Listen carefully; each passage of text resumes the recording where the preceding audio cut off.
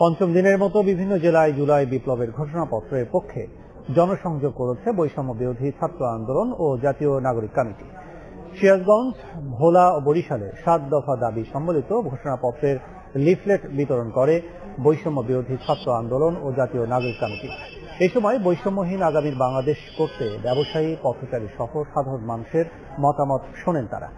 ভোলায় এক পথসভায় অংশ নিয়ে নাগরিক কমিটির মুখ্য সংগঠক সার্জিস আলম বলেন, অতীত সরকারের গোপালগঞ্জ সিন্ডিকেট ভেঙে সব ক্ষেত্রে সমতা আনতে হবে। এজন্য ঐক্যবদ্ধ থাকতে হবে সবাইকে।